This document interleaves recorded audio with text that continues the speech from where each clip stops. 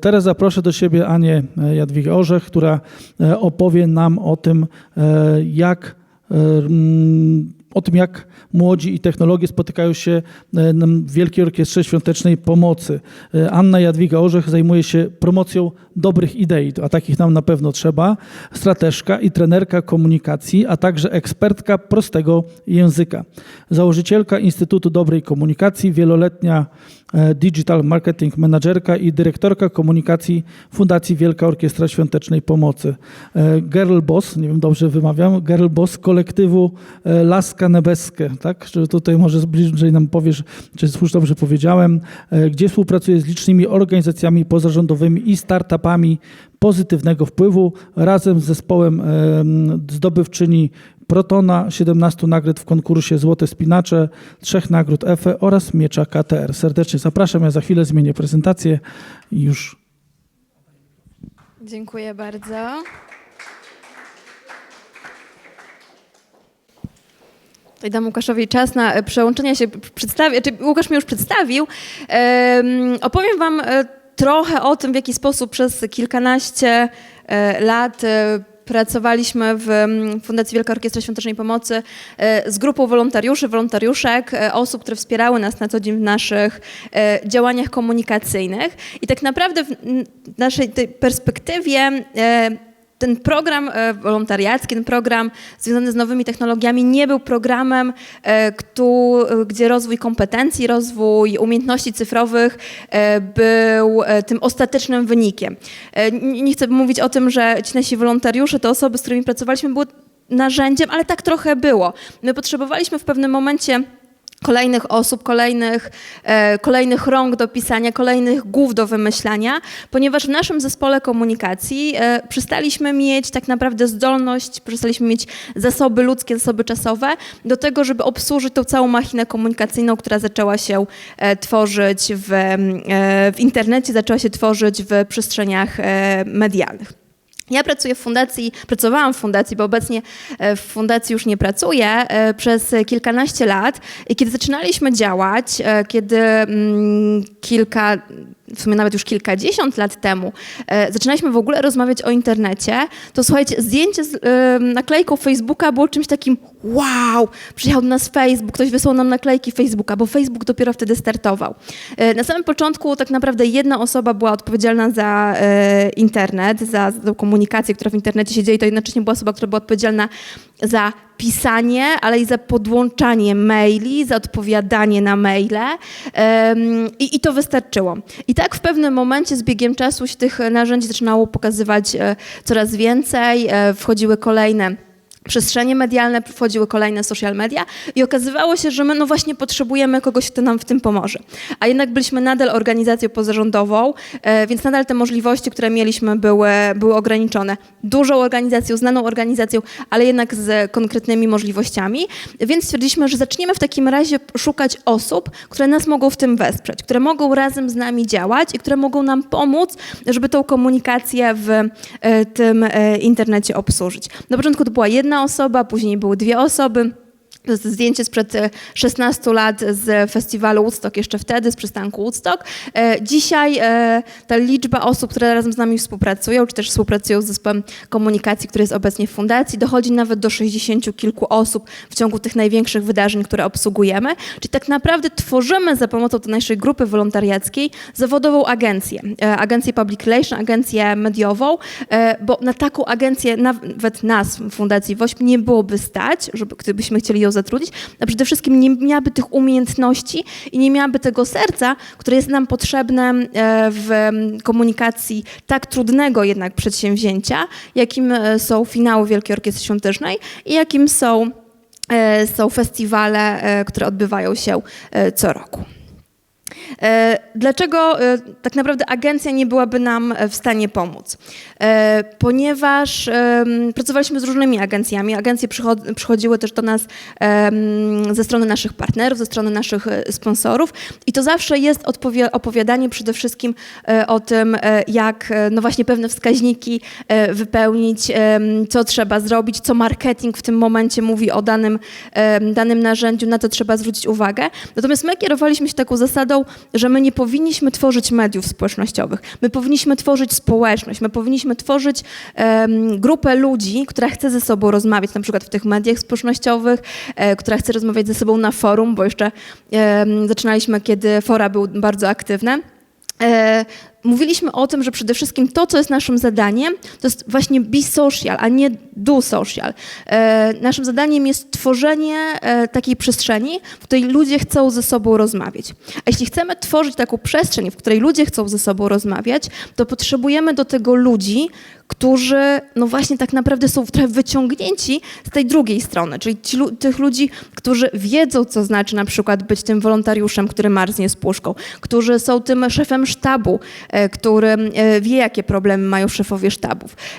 Są osobą, która wpłacała pieniądze, wrzucała pieniądze do puszek, więc to są osoby, które doskonale znają tą historię, znają historię Wielkiej Orkiestry Świątecznej Pomocy nie z tego, co usłyszały w mediach, nie z tego, co im ktoś w briefie ładnym napisał, tylko z tego, że one tak naprawdę do tej pory tym żyły. I właśnie wszyscy ludzie, którzy razem z nami pracują, nawet jeśli gdzieś tam one czasem zahaczają o różne agencje, to są osoby, które my trochę wyciągnęliśmy z tłumu, wyciągnęliśmy z wolontariuszy Pokojowego Patrolu i zaprosiliśmy ich do współpracy. To są bardzo często osoby, które wcześniej nie miały w ogóle do czynienia z mediami społecznościowymi, nie miały do czynienia z internetem. To są też osoby, które na przykład bardzo często nie myślały o tym, żeby w jakikolwiek sposób swoją późniejszą przyszłość łączyć z marketingiem, czy łączyć właśnie z działaniami digitalowymi, tylko to są osoby, które no właśnie mają to coś, mają ten flow, który my nazywaliśmy, z którym po prostu chętnie pracowaliśmy. Drugą ważną rzeczą, którą sobie pomyśleliśmy, to, że no jednak troszkę jesteśmy starsi niż chociażby ci wolontariusze, którzy tradycyjnie chodzą z puszkami. Trochę jesteśmy starsi niż osoby, które na co dzień wspierają działania orkiestry właśnie w taki oddolny sposób. Jesteśmy też często starsi od wolontariuszy Pokojowego Patrolu, czyli tych wolontariuszy, którzy obsługują organizację eventów. Potrzebowaliśmy więc też kogoś, kto nam trochę opowie o tym świecie młodych ludzi. O tym, w jaki sposób ci młodzi ludzie korzystają z nowych technologii, w jaki sposób, co jest dla nich ważne, co jest dla nich passé, na co zwracają uwagę. W 2015 roku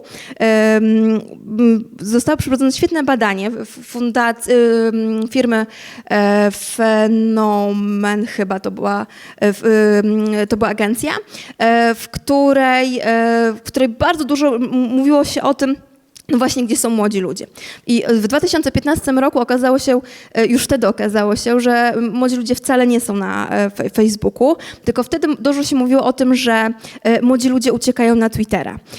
Sprawdziłam najnowsze badanie z 2024 roku, które z kolei robiła agencja IQS i wychodzi dokładnie to samo, że młodzi ludzie zaczynają bardzo mocno defragmentaryzować tą przestrzeń, w której są obecni. Czyli nie tylko ten TikTok, o którym wszyscy mówią i który wszyscy słusznie bądź niesłusznie, pewnie bardziej słusznie demonizują, ale rzeczywiście, że młodzi ludzie uciekają w różne przestrzenie. Są na Twitterze, bo tam nie ma imion i nazwisk, tam nie ma ich rodziców. Są na gadu-gadu, no bo znowu tam nikt ich nie śledzi, tam też mogą się ukryć pod jakimś numerkiem. I okazuje się właśnie, że te doświadczenia, jakie mają młodzi ludzie, ono i cały czas się zmienia, i cały czas jest inne, i cały czas dla nas bywa bardzo, bardzo trudne do zrozumienia, a przede wszystkim to, jak wygląda młodzież w jednej części w internecie, to w jednej części kraju, czy też właśnie te przestrzenie, które wybierają, może być zupełnie inne w innym miejscu. Dlatego stwierdziliśmy właśnie, że potrzebujemy ludzi też, którzy będą nam opowiadać o tym i będą na przykład nasze niektóre pomysły bycia bardziej cool, trochę tonować i będą mówić, to jest rzeczywiście fajne, to może nie być fajne. No i jak to wszystko działa? Tak jak powiedziałam, grupa, która zajmuje się komunikacją, w tym momencie ma około 60 osób i ta grupa jest podzielona na kilka różnych zespołów. Każdy z tych zespołów ma swoje zadanie. To są ludzie, którzy przyjeżdżają do nas kilka dni przed tymi najważniejszymi wydarzeniami i to są osoby, które pracują tak naprawdę od rana do nocy przez kilka dni jako wolontariusze właśnie naszych finałów czy naszych festiwali i każda z tych osób ma konkretne zadanie. Ma do obsługi na przykład no właśnie Facebooka, do obsługi Instagrama, ale ma też konkretne zadanie, które musi zrealizować. Ona musi opowiedzieć o pewnych rzeczach, które my zakładamy. To, tak jak powiedziałam, to nie jest tak, że my dajemy im pewien, tak jak w przypadku Pawła, my dajemy im pewien projekt i trochę rób ta, co chce ta, tylko my dajemy pewne założenia i to, co te osoby muszą opowiedzieć, to, co jest dla nas ważne. No właśnie te przekazy, które muszą w jakiś sposób opowiedzieć, to, co chcemy podkreślić w danym momencie w naszych mediach i na to oni muszą wszystko zwrócić uwagę, bo to, co oni robią, to jest tak naprawdę wsparcie nas, wsparcie naszego zadania komunikacyjnego. I dlatego bardzo jasno, bardzo konkretnie rozpisujemy im wszystkie zadania. Pracujemy przy takich eventach na konkretnych narzędziach, których używamy. Tutaj jest pewnie bardzo dobrze wam znane Trello, gdzie każda z grup, każdy z tych teamów ma takie swoje Trello, gdzie ma rozpisane, co musi zrobić, ma listę materiałów, które musi przygotować, ma listę materiałów, z których może korzystać. Bo to, co zauważyliśmy i to przez te kilkanaście lat stwierdziliśmy, jednym z największych problemów jest to, że my na początku młodym ludziom mówiliśmy, zróbcie to, opiszcie to w ten sposób, zwróćcie uwagę na to, a później się okazywało, że te efekty, które oni wypracowali, te przekazy, które oni wypracowali, nie były takie, jak my chcieliśmy. Czy gdzieś tam właśnie kręciliśmy nosem, że no nie jest to na przykład najlepsze jakościowo. A dlaczego nie było to najlepsze jakościowo? Bo w odpowiedni sposób ich do tego nie przygotowaliśmy. Albo nie daliśmy właśnie jasnych, konkretnych wytycznych mówiących, nie wiem, ile to ma być postów, jakim językiem mają mówić, jakich słów mają nie używać, albo jakich słów mają używać.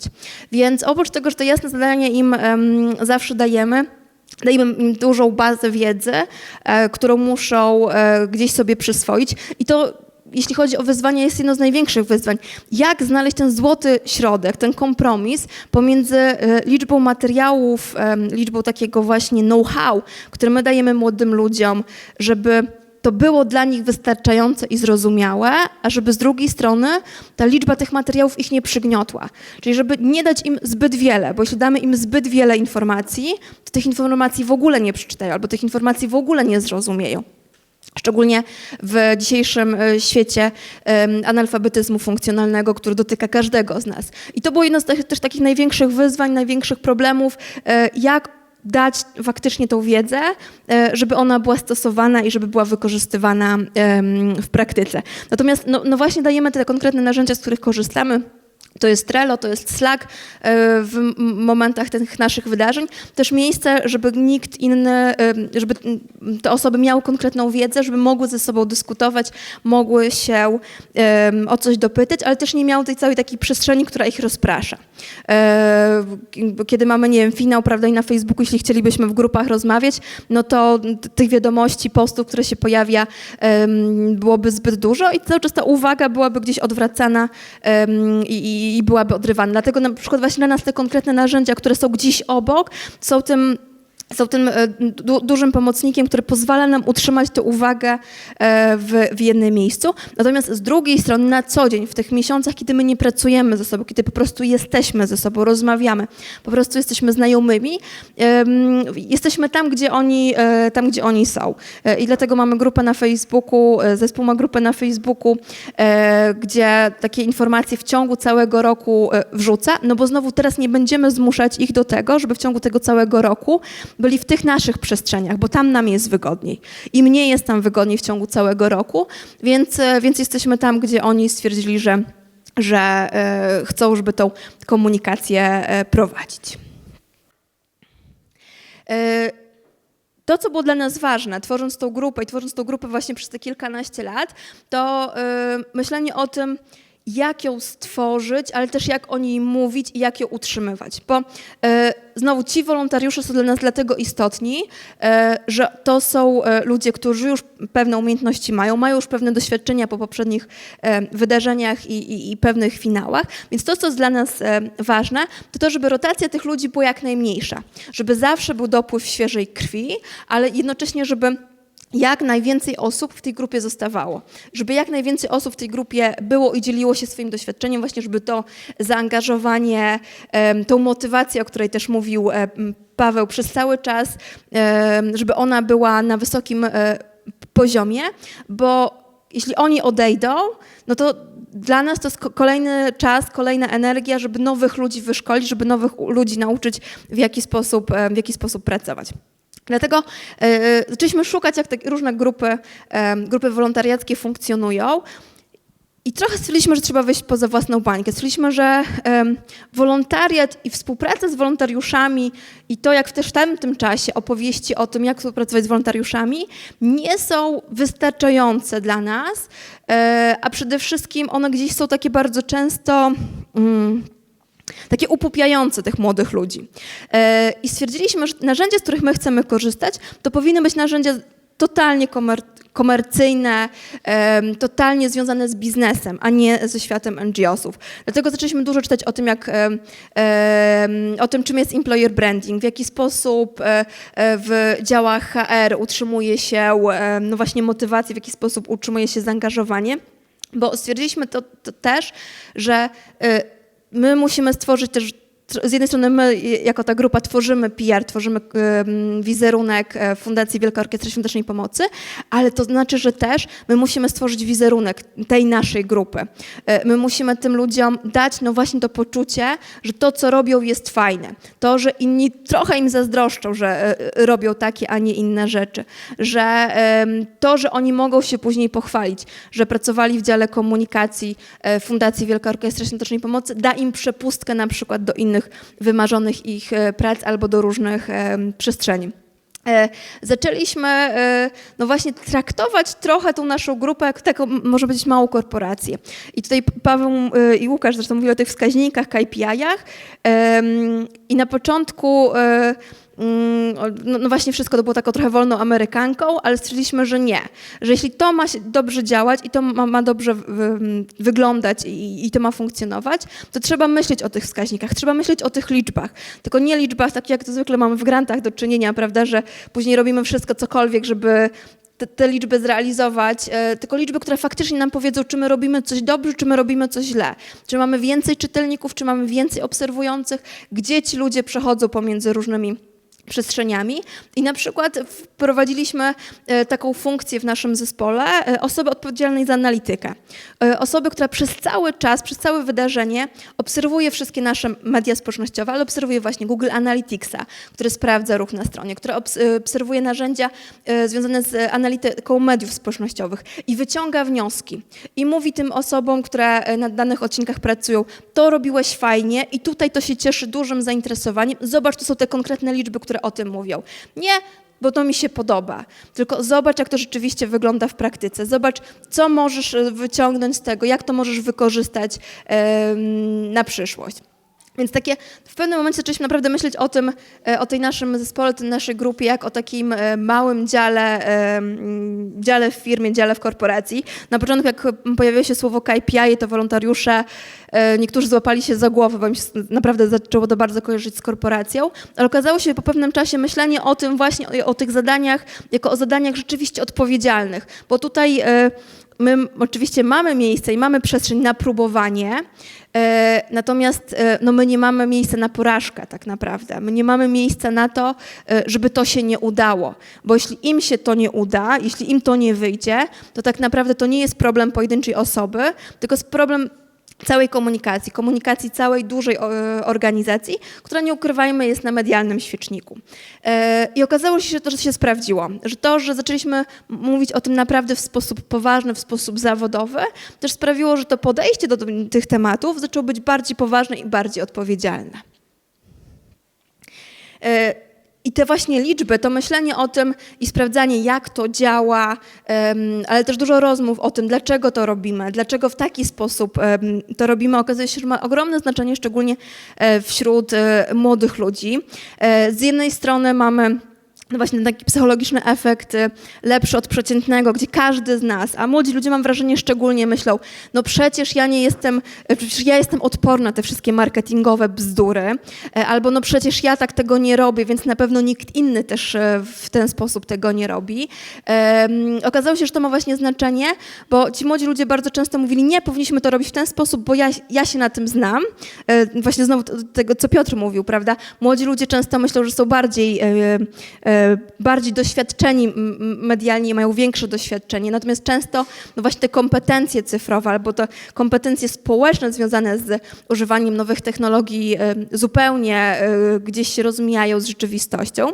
No ale właśnie ci młodzi ludzie, zauważyliśmy, że mają bardzo dużą potrzebę, żeby im opowiadać, jak jest, ale dlaczego tak jest? Pokazywać im pewne wyniki, pokazywać im no właśnie te wszystkie nasze narzędzia analityczne, które mówią, no ale zobacz, tak to działa. Nie dlatego, że ja ci to mówię, bo mi się tak wydaje, bo ja jestem tą starszą osobą, tylko tak jest, bo tak pokazują dane i tak pokazują wyniki. I właśnie też cały czas to konfrontowanie się z tym, co nam się wydaje, nam dorosłym, nam młodym ludziom, z tym, jak wygląda rzeczywistość.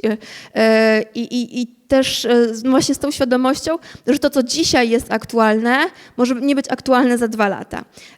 To, co nam się dzisiaj wydaje, może za te 2 lata być zupełnie czymś innym.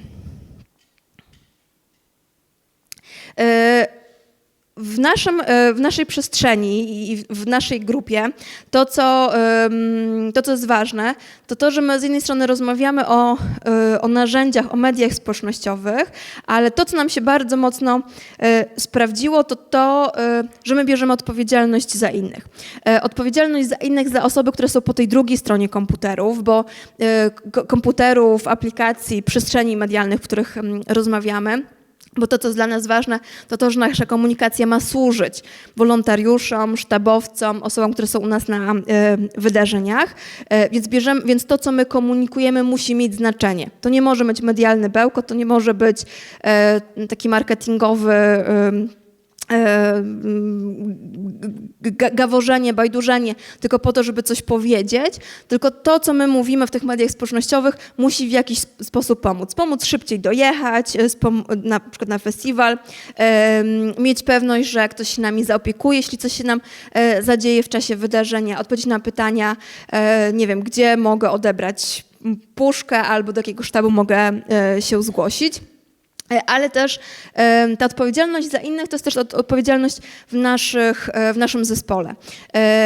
Po pierwsze, tak jak już mówiłam, cała grupa jest podzielona na team liderów, na teamy i każdy z tych teamów ma swojego team lidera, czyli osobę, która jest wolontariuszem, ale która ma już doświadczenie i odpowiada za pracę danego zespołu. Też znowu biznesowo, żeby skrócić drogę i żebyśmy my jako pracownicy fundacji mogli się kontaktować bezpośrednio z osobami, które zawiadują tymi teamami, a nie poszczególnymi osobami.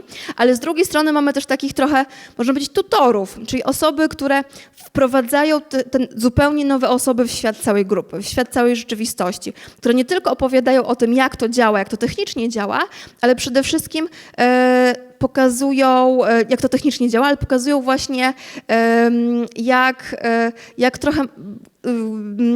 jak to tak można powiedzieć społecznie działa, jak wygląda dany dzień w naszej grupie, gdzie można zjeść obiad, gdzie jest łazienka, takie bardzo prozaiczne rzeczy, ale trochę takiego, no właśnie taki tutor, taki buddy w niektórych organizacjach też jest taka funkcja.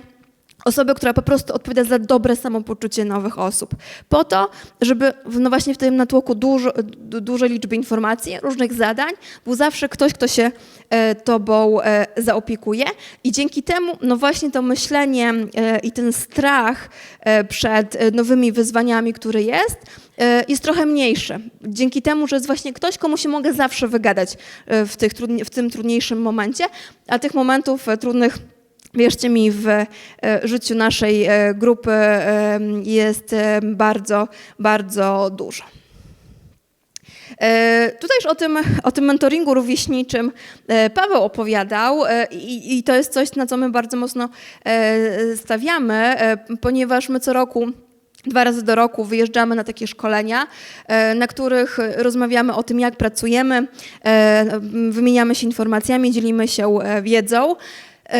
No i bardzo często tymi wykładowcami, tymi osobami, które wymieniają się informacjami, które prowadzą konkretne zajęcia, są właśnie osoby z grupy, są osoby, które właśnie są między sobą rówieśnikami, które mają zdanie coś przygotować i mają i też opowiadają, jak to na przykład wygląda w ich perspektywie, z czym się mierzą, jakie mają wyzwania. Więc to ten mentoring rówieśniczy jest czymś, co jest dla nas bardzo ważne i często wykorzystywane, ale no właśnie zresztą do tej pory tak naprawdę ja bardzo mówię mało o narzędziach, prawda? Ja bardzo mało mówię, to jest prezentacja zupełnie inna niż ta Piotra, bo według nas internet to są tak naprawdę ludzie.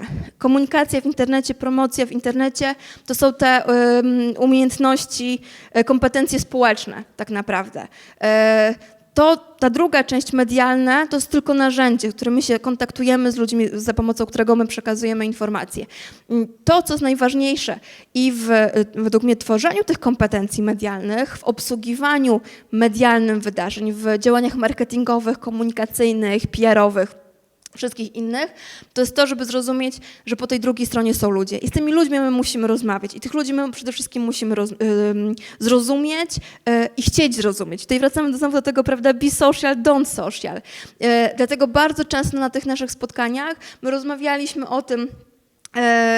o tym, jacy są ludzie. To są konkretnie zajęcia z psycholożką, która opowiada nam o komunikacji, o tym, w jaki sposób właśnie to zagadnienia psychologiczne wykorzystywać w naszej komunikacji, ale też właśnie jakie ludzie mają problemy ze zrozumieniem, co może być dla nich problematyczne, z czym mogą się mierzyć w czasie odbioru naszych komunikatów. Ale też, to bardzo dużo w czasie tego akurat warsztatu rozmawialiśmy o tym, jak ze sobą pracować.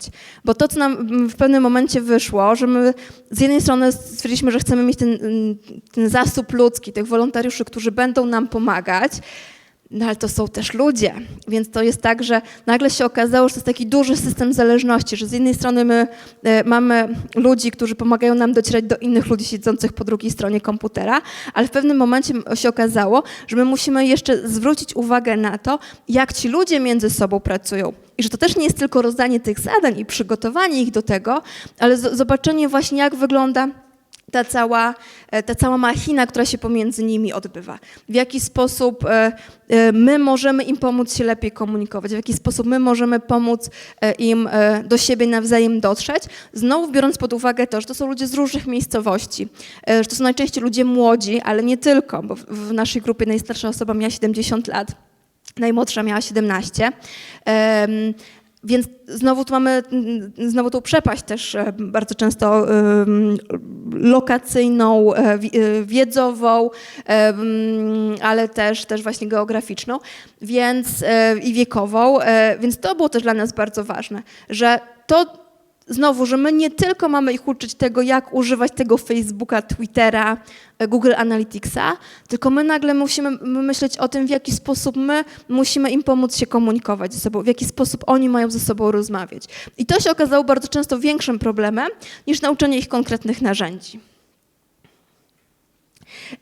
Natomiast to, co szczególnie na takich szkoleniach, na takich spotkaniach staramy się robić i próbujemy, to właśnie pozwalanie eksperymentować w tej bezpiecznej przestrzeni. W tej przestrzeni, gdzie nikt na przykład właśnie już nas nie śledzi, gdzie możemy robić różne rzeczy. Tutaj na zdjęciu mamy Darka, który latał z kamerą GoPro, to zdjęcie sprzed kilkunastu lat, kiedy GoPro jeszcze nie było tak popularne i nam się udało jakoś dorwać GoPro. I okazuje się właśnie, że rzuceniem takich ciekawostek, takich narzędzi, takich zajawek, których do tej pory w normalnym życiu by nie zobaczyli, nie używali, no bo na przykład pracują w zupełnie innych przestrzeniach albo chodzą do szkoły i zajmują się zupełnie innymi tematami i pozwolenie im eksperymentowanie na szukanie takich rzeczy, wymienianie ich pomiędzy sobą, pomiędzy różnymi grupami, czyli w tym roku jesteś na Facebooku, w przyszłym roku jesteś na Twitterze i trochę szukanie tych swoich przestrzeni, znowu w tych bezpiecznych warunkach, gdzie ktoś ich jednak pilnuje i patrzy im trochę na ręce, było zawsze dobrym rozwiązaniem, chociażby właśnie w kontekście tej motywacji, że ta motywacja dzięki temu utrzymywała się na wysokim poziomie, bo cały czas to było coś nowego, cały czas coś było przed nimi, bo to, co też jest zawsze dużym problemem, to stagnacja, jeśli chodzi o młodych ludzi. Jeśli co roku robimy coś to samo, nawet jeśli robimy to lepiej, to po kilku latach nam się już tego nie chce robić. A jeśli mamy kontekst właśnie wolontariacki, kontekst osób, które nie dostają za to pieniędzy, to nieważne jak fajnie by było, to im się to po prostu znudzi. Natomiast to, co było też dla nas ważne, to to, że dajemy ich pracy znaczenie i pokazujemy, jak bardzo ta ich praca ma sens. Bo my na samym początku słyszeliśmy, że nasza grupa zajmuje się siedzeniem na Facebooku. Ja bardzo często też słyszałam, że moja praca polega na tym, że ja po prostu sobie siedzę na Facebooku i nic. No i czy to może być trudne? Dlatego zaczęliśmy bardzo dużo rozmawiać o tym właśnie, co te nasze komunikaty robią, jakie te komunikaty mają znaczenie, kto je czyta, kiedy je czyta. I w pewnym momencie zaczęliśmy bardzo mocno, szczególnie w przypadku festiwali, pracować z centrum dowodzenia, czyli z taką komórką, która odpowiada za cały festiwal, za całe wydarzenie, która odpowiada za policję, za straż pożarną na tym wydarzeniu i zaczęliśmy się z nimi regularnie spotykać. I oni przychodzili do naszych wolontariuszy i mówili, dzięki waszemu komunikatowi, no, dzięki temu, że na przykład napisaliście, nie wiem, że tu jest droga jest zablokowana, no to rozładowaliście ruch. Albo dzięki temu, że znaleźliście taki komentarz, że ktoś zrobił coś niewłaściwego, my mogliśmy tą osobę ująć i dzięki temu ktoś tam jest bezpieczny. I dzięki temu właśnie, że zaczęliśmy pokazywać im, że ta komunikacja, no właśnie, że to nie jest pisanie na Facebooku, że to nie jest rzucanie fajnych zdjęć, tylko to jest przede wszystkim pomoc tym konkretnym osobom, które są na przykład na polu, które są wolontariuszami, które mogą mieć różne problemy w czasie danych wydarzeń, w czasie danych eventów, to dzięki temu pokazaliśmy, no właśnie jak duża to jest odpowiedzialność, że to nie jest po prostu robienie czegoś, to nie jest po prostu no to siedzenie na Facebooku, tylko ich praca ma realny sens, ich praca realnie wpływa na to, w jaki sposób inni będą za rok, czy będą przyjeżdżać na festiwal, czy nie będą przyjeżdżać na festiwal, czy będą chcieli być wolontariuszami, bo się czują bezpiecznie, czują się zaopiekowani, czy nie. No i nawet nasz zespół wykuł takie motto, taki bonton, że ich zadaniem jest sprzątanie sprzątanie pola festiwalowego Facebookiem, że za pomocą tych narzędzi rzeczywiście oni poczuli, że ich praca ma bardzo realny sens, bardzo realne przełożenie na to, jak wygląda życie tych wszystkich innych osób, które w czasie tych naszych wydarzeń uczestniczą. Natomiast z drugiej strony to, o czym pomyśleliśmy, to, że właśnie po tych naszych wszystkich spotkaniach, po tych wszystkich naszych szkoleniach, ta wiedza musi im też się gdzieś kiedyś przydać i muszą móc w jakiś sposób też ją wykorzystać. Po każdym naszym szkoleniu uczestnicy dostają certyfikaty. To też certyfikaty, które mają takie bardzo ładne, okrągłe nazwy. Komunikacja w czasie wydarzeń, komunikacja w czasie eventów, docieranie do młodego pokolenia. To też certyfikaty, których zadaniem jest pokazanie ich na przykład przyszłym pracodawcom, pracodawczyniom, że oni mają konkretne kompetencje. Czyli trochę wyciągamy te ich kompetencje i pokazujemy ich w takim większym świetle, na taką big idea, zwracamy na nie uwagę, żeby to też nie było poczucie, mam umiejętność organizowania, nie wiem, wydarzenia organizacji pozarządowych. Nie, masz umiejętność organizowania po prostu wydarzenia i dlatego też bardzo na to mocno zwracamy uwagę i staramy się też przygotować te materiały tak i też im o tym opowiadać w ten sposób, żeby oni nauczyli się te swoje umiejętności, które mają, pokazywać w innym świetle. Bo to się okazało kolejną taką przeszkodą, kolejną barierą, że oni widzieli, okej, umiem to robić, ale nie umieli znaleźć tego takiego właśnie większego, holistycznego spojrzenia, że to nie są umiejętności tu i teraz w naszym środowisku, tylko to są umiejętności, które rzeczywiście mogą gdzieś im się później przydać. I znowu niezależnie, czy będą chcieli korzystać z tej wiedzy jako osoby zajmujące się komunikacją, marketingiem czy promocją. To są umiejętności, które mogą im się przydać, jeśli będą, nie wiem, chcieli prowadzić projekty, będą pracować w swoich samorządach, cokolwiek innego. Naszym zadaniem też tutaj było pokazanie i zwracanie im uwagi na to, że to są rzeczy, które przydają im się nie tylko w tym momencie. Natomiast to, co też jest dla nas ważne, tutaj dużo mówi właśnie o tym takim korporacyjnym podejściu, o tych KPI-ach, wskaźnikach, monitorowaniu, analizowaniu. Natomiast zawsze musi być ta przestrzeń na to, żeby się po prostu pobawić ze sobą, żeby być ze sobą. I jednym z takich największych grzechów szkoleń, które organizowałam na samym początku, jak mówię, organizujemy je od kilkunastu lat, to ja na początku miałam zawsze taką głowę pełną tego, powinniśmy się nauczyć, to powinniśmy zrobić. I my zaczynaliśmy takie szkolenia 3-dniowe, piątek, sobota, niedziela. W piątek przyjeżdżali, od 15 im kazałam siedzieć na sali wykładowej, przerwa 5 minut na siku i koniec. Sobota od 9 do 23, no bo przecież tyle musimy się nauczyć. I na samym końcu ci młodzi ludzie, którzy też przyjeżdżali się pobawić, którzy nie widzieli się przez całe kilka miesięcy, no po prostu albo sobie rozmawiali, albo patrzyli na mnie takim wzrokiem, jakby mnie chcieli zamordować. Ja w pewnym momencie zaczęłam się uczyć, bo myślę, że tego wciąż nie potrafię, ale zaczęłam się uczyć, jak odpuszczać. Że no właśnie nie zawsze ta merytoryka jest najważniejsza. Że czasem też ta pomoc i opowiedzenie im i możliwość bycia ich ze sobą w kuluarach jest ważna, bo oni wtedy na przykład mogą się wymienić swoją wiedzą, mogą się wymienić swoimi doświadczeniami, bo są też momenty, no właśnie, w których na sali wykładowej nie opowiemy. Są rzeczy, o które na sali wykładowej nie zapytamy. Nie zapytamy osoby, która prowadzi dany wykład, dane spotkanie, bo się jej boimy, bo się wstydzimy, ale też ona tego może nie zawsze, niekoniecznie wiedzieć.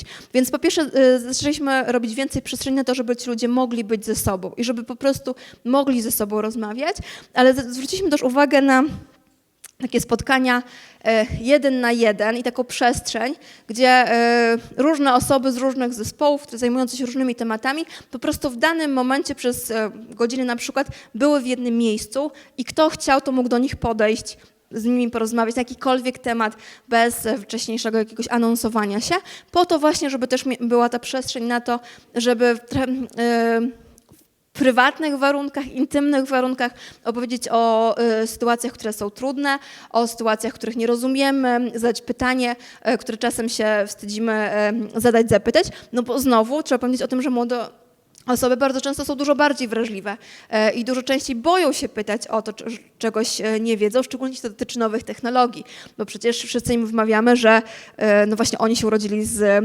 telefonem w ręce i przecież wszystko powinni wiedzieć.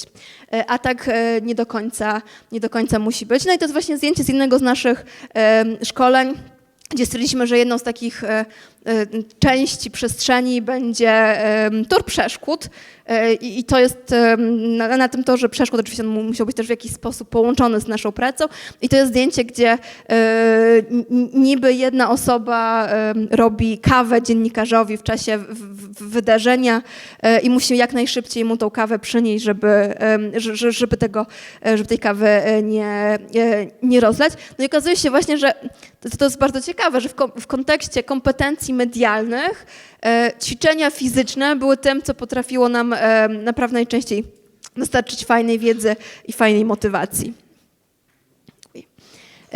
Natomiast z drugiej strony, no właśnie bardzo ważne jest dla nas przygotowanie się na różne sytuacje. O tych sytuacjach jeszcze za chwilę trochę opowiem. Wiem, że Magda też o nie będzie pytać w czasie panelu, będzie chciała je poruszyć. Jak wiecie, Fundacja jest organizacją, która jest cały czas na świeczniku, która od kilkunastu lat, jeśli nie od samego początku, zmaga się z różnymi problemami wizerunkowymi, z różnymi kłodami pod nogi, które są jej rzucane. I to, co jest ważne, myślę, o czym bardzo mało osób myśli, które siedzą po drugiej stronie, piszą, czytają cokolwiek, to nie jest to, że wszystkie te wiadomości czytają osoby, do których są one skierowane. Tylko wiele z tych wiadomości hejterskich, trollingowych, nieprawdziwych, fałszywych są czytane przez, no właśnie, wolontariuszy. Są czytane przez osoby, które pracują w fundacji. Nie dotyczy to tylko nas, to dotyczy w ogóle wszystkich fundacji, wszystkich organizacji pozarządowych.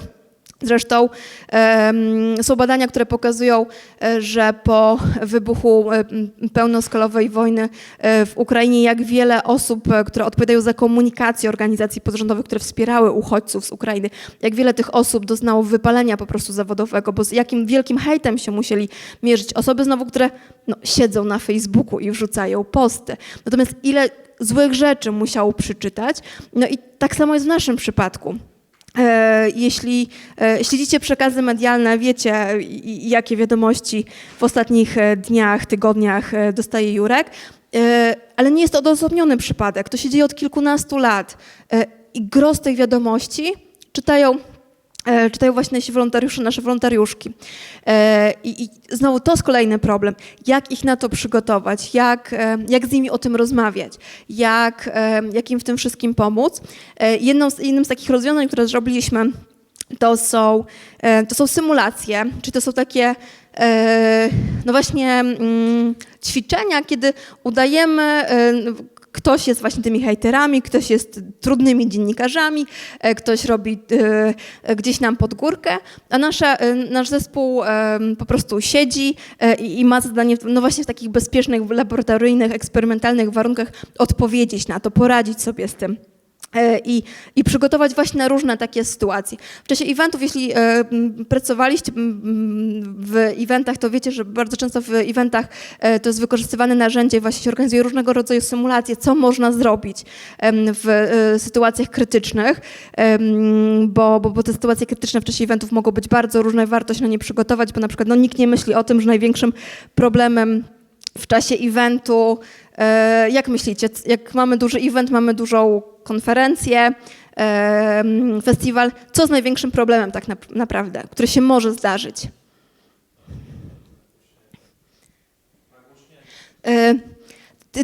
To jest problemem oczywiście i faktycznie jest problemem, bo odbiór może być gorszy, no ale co wtedy ludzie zrobią? Ponarzekają w internecie. Natomiast największym problemem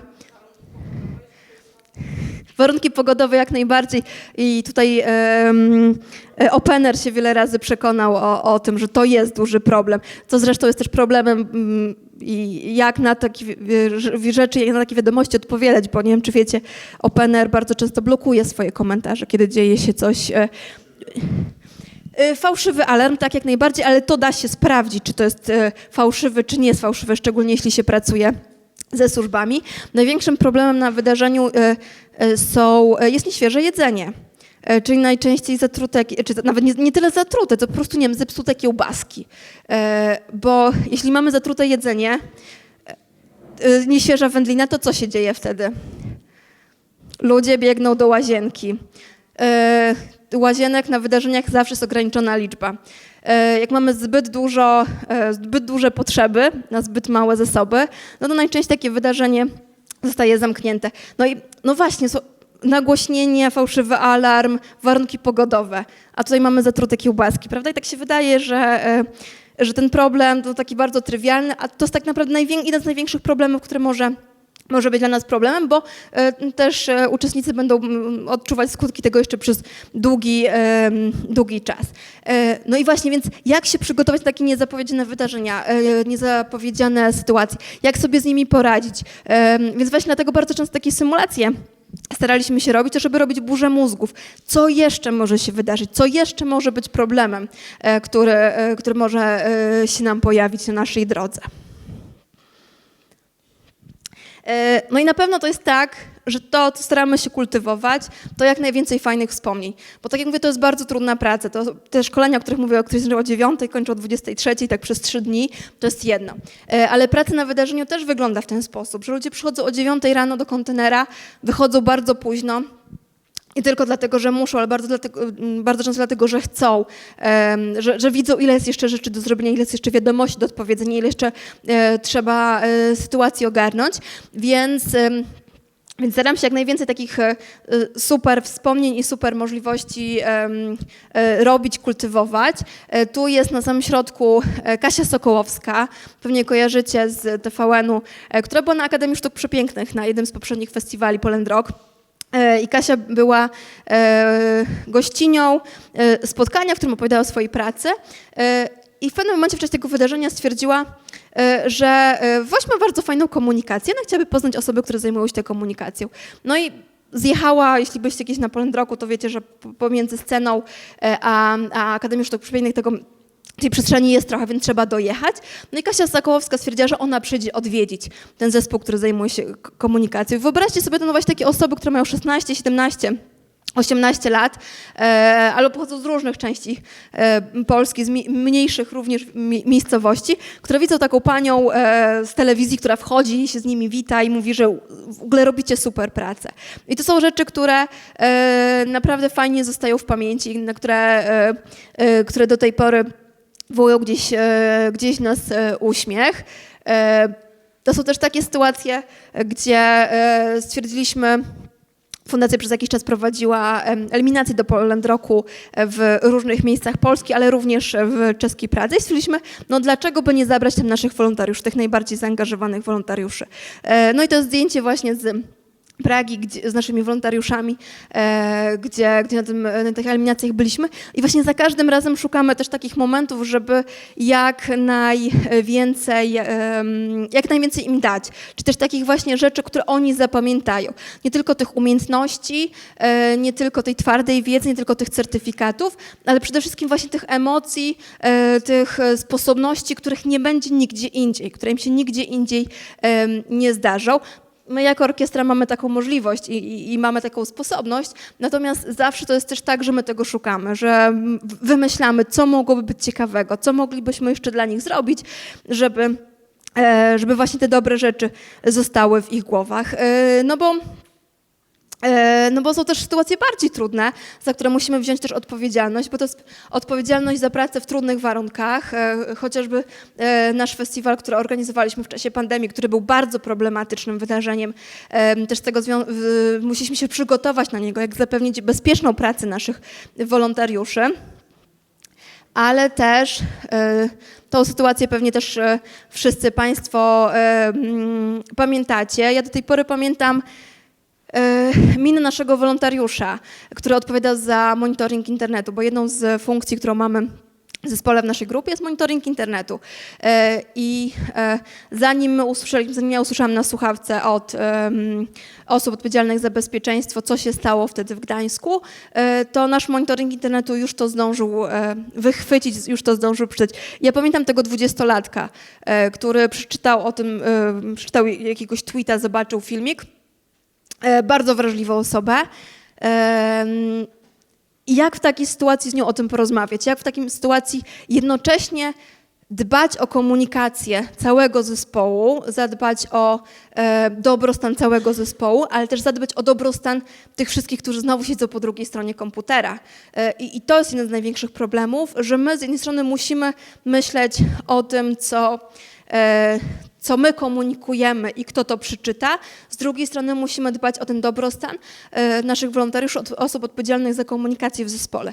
I to jest bardzo trudne. I myślę, że na to bardzo mało organizacji jeszcze zwraca uwagę, w jaki sposób połączyć te dwie rzeczy, w jaki sposób w ogóle myśleć o tym znowu, że osoby, które siedzą na Facebooku, to są osoby, które mogą też doznać wypalenia zawodowego, wypalenia aktywistycznego i mieć z nim olbrzymi problem. Dlatego to też na przykład na naszych szkoleniach, tych spotkaniach bardzo często, no właśnie, zapraszaliśmy różnego rodzaju psychologów, psycholożki, osoby, które zajmują się ciężkimi doświadczeniami, które opowiadają, jak to wygląda, jak sobie z tym można poradzić. Gościliśmy też chociażby Joannę Piotrowską z Feminoteki, która opowiada nam o sytuacjach, które bardzo często na różnego rodzaju wydarzeniach, różnego rodzaju festiwalach się pojawiają, związanych chociażby z molestowaniem seksualnym. Jak tutaj sobie też z tym poradzić? No bo jak znaleźć język do rozmowy z młodymi ludźmi, też żeby po pierwsze oni zostali, ale też żeby oni potrafili rozmawiać z znowu innymi, którzy są po tej drugiej stronie internetu. I znowu wracamy właśnie do tego, że to nie jest o narzędziach. To jest właśnie o rozmowie, to jest o języku, to jest o innych ludziach, którzy są. I wracając do dobrych wspomnień, tutaj Łukasz na samym początku mówił o tych 17 nagrodach Spinacze. My w pewnym momencie stwierdziliśmy, że no właśnie chcemy docenić jakoś tą pracę tych naszych ludzi, z którymi pracujemy, że możemy im mówić super, robicie, zobaczcie, to są fajne liczby, no ale dajmy ten taki bardzo konkretny, znowu bardzo zewnętrzny powód do dumy. I my zgłosiliśmy nasze prace, to jak oni pracują w social media do różnych nagród branżowych i udało nam się przez kilka lat zdobywać różnego rodzaju nagrody. Między innymi właśnie Złote Spinacze, które były właśnie nagrodą za to, jak oni pracują. I to było bardzo konkretnie nagroda dedykowana im, powiedziana o tym, że to oni tą nagrodę zdobyli, że to jest ich zasługa.